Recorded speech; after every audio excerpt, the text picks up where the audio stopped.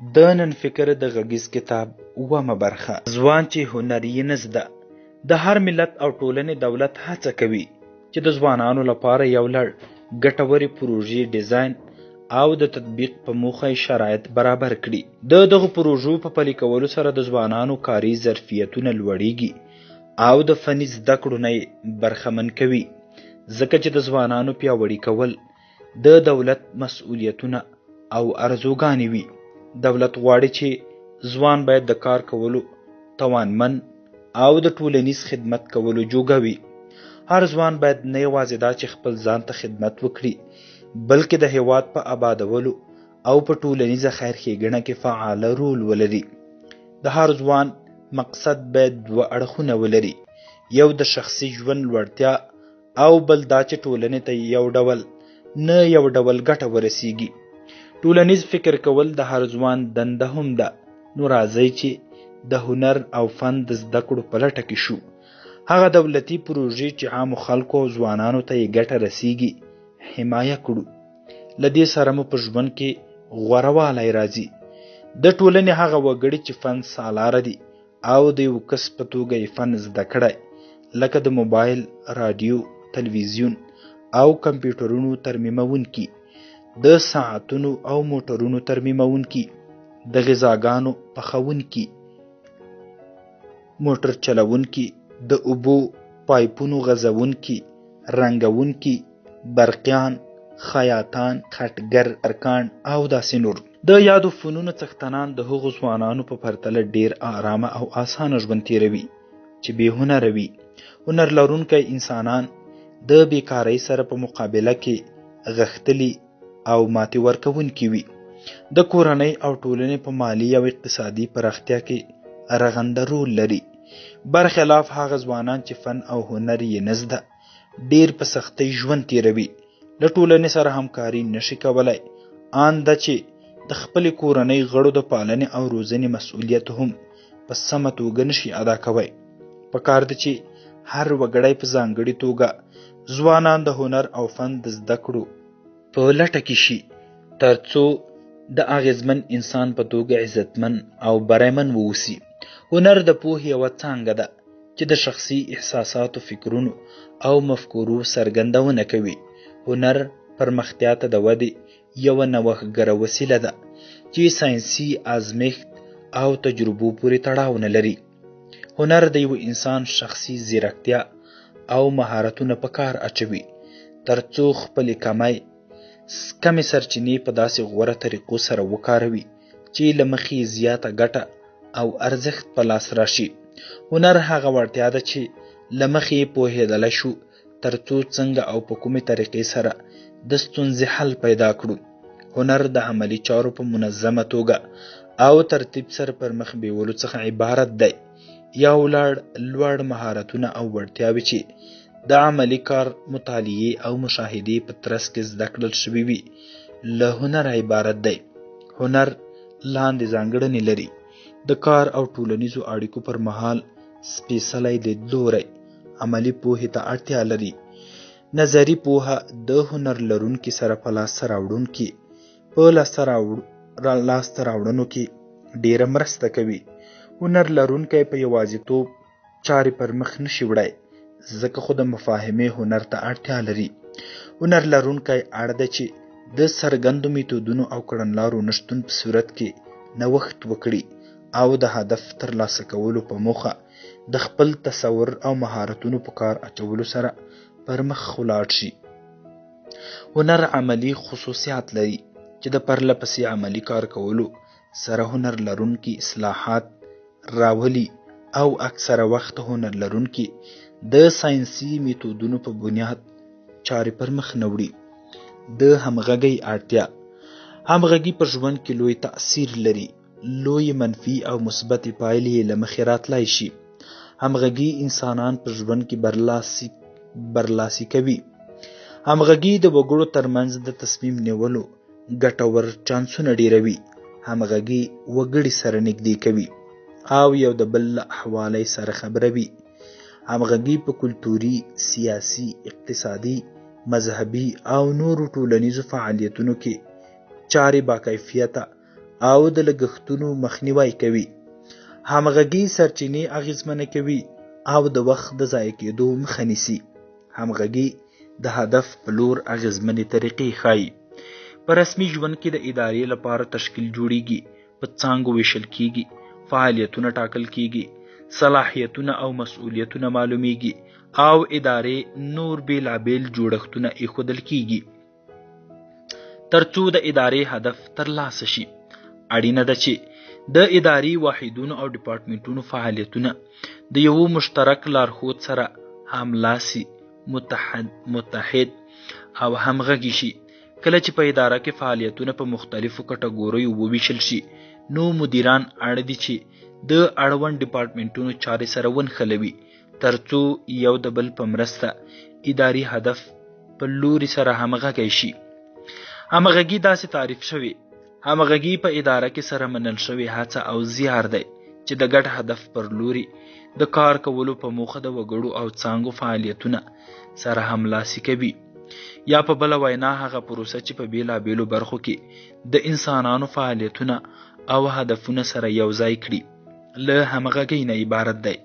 همغږي په اداره کې بیلابیل عناصر او واړه سیستمونه په همغړیتوب سره د کار کولو په ترڅ کې د ادارې د ټاکل شوي پایلې پر لور سوق کوي، ترڅو په اداره کې د ګټورتوب په موخه د نظرونو بیلوالی کم او د دوو یا ډیرو کسانو ترمنځ د ګډ کار کولو روحیه پیاوړې شي. همغږي یوه دوامداره او پوهیدونکې پروسه ده چې په اداره کې بیلابیلې برخې ګډ کار کولو ته راکاږي او یووالی ورکوي. هنري فیول وایي چې د همغږۍ ټول اړمن فعالیتونه سره همغاړي کوي ترڅو د کار کولو او بریالیتوب لپاره اسانتیاوې برابر شي. هغه اشخاص او ادارې چې اغیزمنه همغږي لري په زیاته کچه معلومات ترلاسه کوي او پر بنسټ یې غوره تصمیمونه نیسي. کاري مهالویش د حالاتو مطابق پر ټاکلي وخت ترتیبوي. د همغږۍ هدف دا دی چې پخولاتوب، بشپړتیا، اقتصاد، ګټورتوب، اغیزمنتوب، انساني اړیکو، په اداره کې د مدیرانو او نورو وګړو خوندیتوب، معیاري کړنو، دوه اړخیزه تړاو او ورته ستونزې د حل لپاره بیلابیلو طریقو ته پرمختګ ورکړي.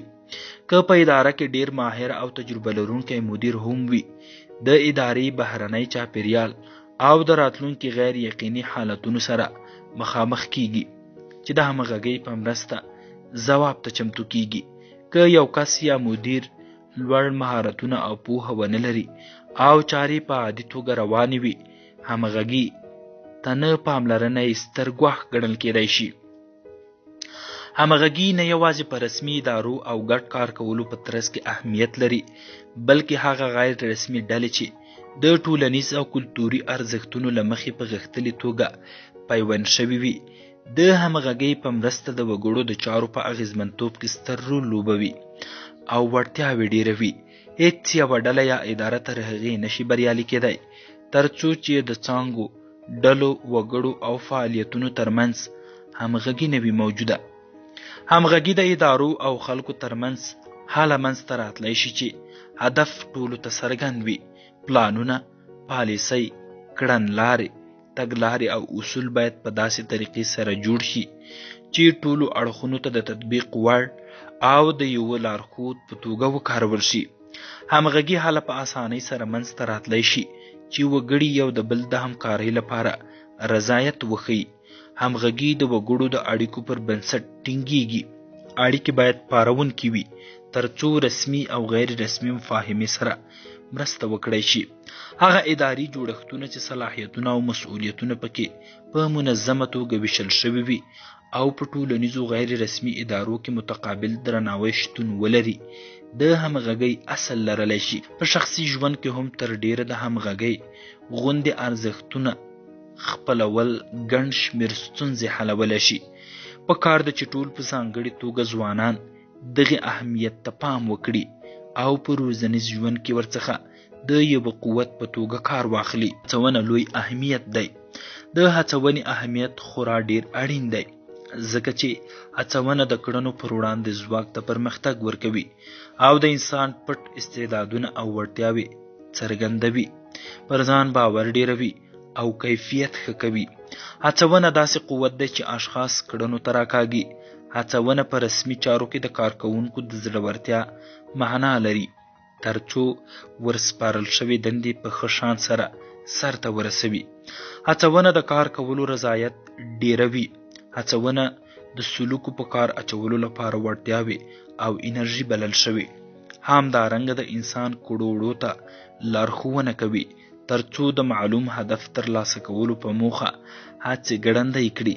که هڅونه داسې وړتیاوې چې د انسانانو کړه د اړتیاو پوره کولو لپاره راهنمایي کوي، نو کلتور ته یې باید وده ورکړل شي. هغه کسان چې د کارکوونکو مشري کوي، یا په ځانګړې توګه هغوی چې د ماشومانو د روزنې مسؤلیتونه پر غاړه لري، اړینه ده چې د هڅونې له بېلابېلو میتودونو او ارزښتونو لازمه ګټه واخلي او غوره هڅونکي واوسي. هڅونه هیلې او غوښتنې ښکاره کوي، خو هڅونکی بدله او مکافات ورکوونکی دی، ترڅو غوښتنو او هیلو ته د قناعت وړ ځواب پیدا شي. په بریالیتوب کې د احساساتي پوهې رول. احساسات او جذبات د ژوندي موجود فطرتي خاصیت دی چې د ژوند په ډول پړاوونو کې د خوښۍ او خواشینۍ په حالاتونو کې په فزیکي او رواني توګه څرګندېږي. زموږ د ټولنې ځوانان د خپل ژوند په هره برخه او پړاو کې د احساساتو او جذباتو د پوهاوي او کنټرول وړتیاوې خپلول د ژوند اړینه برخه نه ګڼي. خو د هر انسان لپاره په ژوند کې د احساساتو په اړه پوهه او کنټرول د بریالیتوب ضروري او اساسي وړتیا ده. احساساتي پوهه د ناپېژندل شویو وړتیاو، صلاحیتونو او مهارتونو مفکوره ده چې انسانان د نویو بدلونونو، ستونزو او بیلابیلو فشارونو سره د مخامخ کېدو پر مهال مرسته کوي او انسانان لا غښتلي کوي. احساسات انسانان اغېزمنوي چې ښې یا بدې کړنې ترسره کړي. که یو څوک د احساساتو په کنټرول او مدیریت کولو بریالی نشي، کېدای شي چې منفي احساسات رامنځته شي، لکه غوسه چې له امله یې د بد عمل کیږي. نو هغه انسانان چې باخبره وي، حساس او پر احساساتو کنټرول ولري، کولی شي چې د ژوند خپلې چارې په شعوري توګه مدیریت کړي. برخلاف هغه څوک چې احساساتي پوهه ونه لري، لارې یې خطا کړې وي، سوء تفاهم یې ډیر وي او نورو سره په اړیکو کې ناکام وي. ټولو ځوانانو ته پکار ده چې په خپل مسلک کې د کار پر مهال احساسي پوهه ولري او خپل ځانونه د کورنۍ او ملګري د احساساتي ستونزو سره وباسي، ترڅو په ژوند او مسلک کې برای موندلی وي. یو شمېر وګړي لیکوال هغه څوک بولي چې د ژبو او ادبیاتو علوم یې مسلک وي. شاعر وي، کیسې، نظمونه، لنډۍ، ډرامې او نور لیکي. دا سمه نه ده. هر هغه شخص چې خپل پیغام په لیکلې توګه وړاندې کړي لیکوال دی. لیک د هغه پیغام، احساس، نظریې او مفکورې بڼه ده چې د لیکونکي لخوا د یوې ژبې د کلمو په مرسته پوښ کړل شوي وي. دغه پوښ شوی پیغام د لیکنې یوازې الفاظ، لیکنښې، لیکدود او نور نه دي، بلکې یو مفهوم هم دی. لیکوال هغه چاته ویل کیږي چې د بیلابیلو اصولو او طرزونو په لرلو سره په لیکلې توګه نظریات تبادله کوي. لیکوالان یو د بل سره د پیغام د څرګندولو په موخه د لیک بیل بیل سبکونه لري چې د ځینې د لیکنې ښه هنر او مهارتونه لري. تر ډیره مې موخه دا نه ده چې د لیک او لیکوال د مفهوم او خاصیتونو په تړاو لیکل وکړم، خو اصل خبره مې دا غوښته ویې لیکم چې ځینې مهال د خپلو مشرانو، سیاستوالو، لیکوالانو، فرهنګیانو، دولتي چارواکو او نورو پیغامونه لولو یا یې اورو چې پیغام یې څرګند او واضح نه وي. د بیلګې په توګه موږ او تاسو به ځانونه لوړو څوکو ته ورسوو. ملا مې راوتړئ چې لوړو درجو ته ورسیږو. موږ او تاسو به لوړو پوړیو ته ځانونه رسوو او د پرمختګ لپاره به اوچت ګامونه پورته کوو.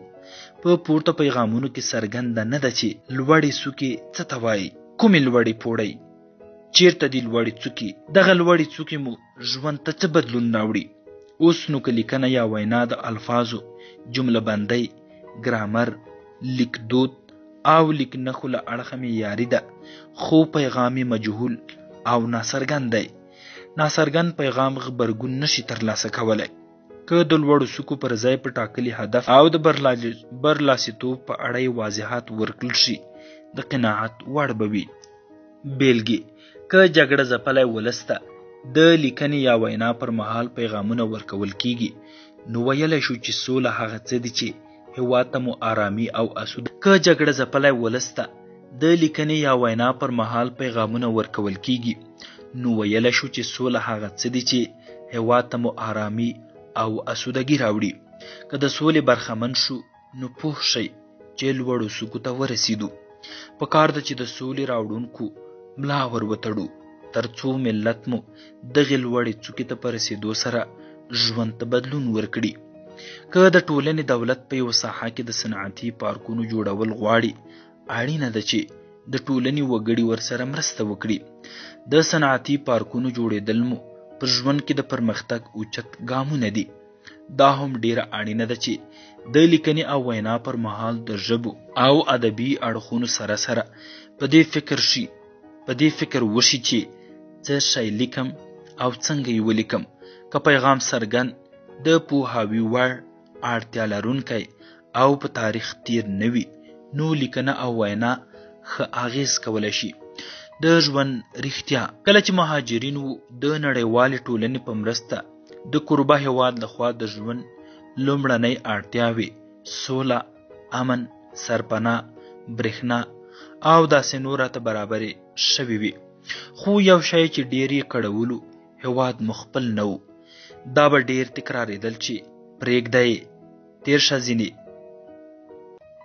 پردی وطن دی. آن که ماشومانو به مو په شاړو ځمکو کې د لوبو لپاره ډګر هم تیارولو، نو دا به یې ویل: پرېږده یې، تېر شه ځینې، پردی وطن دی. فکر مه کوه چې خپل هېواد افغانستان کې به امن، سوله، سرپناه، تعلیم، سړکونه، برېښنا او مناسبه غذا ولرو. سربیره پر دې هر څه به خپلواکۍ سره کولی شو.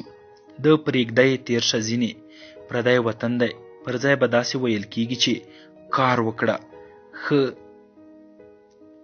محکم یې وکړه. خپل وطن دی چې آباد شي. له مهاجرته راستون شوی یم، په خپل هېواد افغانستان کې ژوند کوم. کلی مو د ولایت له ښاره 19 کیلومتره او د ولسوالۍ له مرکزه 4 کیلومتره پر واټن پروت دی. د مني مازدیګر و. د ملګري د واده په خدمت کې ټوله ورځ ستړی شوی وم. له واده نه کور ته په سراچه موټر کې خوشحاله روان وم. غوښتل مې چې خپلو ماشومانو ته د پلاني د واده ورځې ټوله کیسه د کیسې په نوبت کې وکړم او استراحت به هم وکړم. پر لاره له خپله کوره 500 متره لرې په ناڅاپي توګه 4 تنه مخپټي وسلوال د جوارو له پټي راووتل او مخې ته مې ودرېدل. وایي چې ښکته شه، په مرمۍ دې ولم. ښکته شه، وژنم دې. کیلي راکړه، وژنم دې.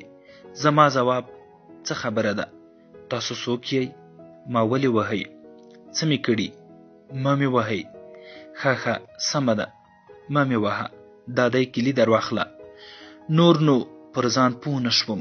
یو څو شېبې وروسته پر هوښ راغلم او ګورم چې یو شمېر کلیوال مې سر ته ولاړ دي.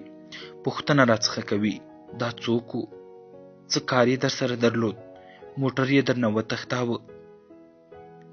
که چې غله و؟ همداسې وه، غله و، نه مې پېژندل. نو هغه وه چې ماشومانو ته د کیسې د لوستو نوبت مې په روغتون کې په درملنه تېر شو. وطن مو خپل دی، یو افغانان یو. کولی شو چې د هېوادوالو د آزار پر ځای د ښېرازۍ په موخه د هېواد د آبادولو لپاره په بېلابېلو برخو کې ګډ کار وکړو. ځکه چې خپل هېواد د انسان هغه خاوره ده چې دی پکې تل د ازادۍ او سوکالۍ احساس کوي. هېواد لومړنی کور په څیر وي. هیڅ ډول ویره او ترس نه پکې محسوسیږي. لکه د مور غېږه چې ماشوم یې د هر ډول خطر څخه خوندي ځای ګڼي. هېوادوال لکه ورونه او خویندې داسې وي. ډیری کلتوري او فرهنګي ارزښتونه یې سره شریک وي. آن دا چې طبیعي ځانګړتیاوې سره ورته وي. په زړونو سره ښه لګیږي، غم او خوشحالي سره شریکوي، ګټه او تاوان یو وي. د ښېرازۍ سرچینې د هېواد طبیعي سرچینې یې سره ګډې او مساویانه وي.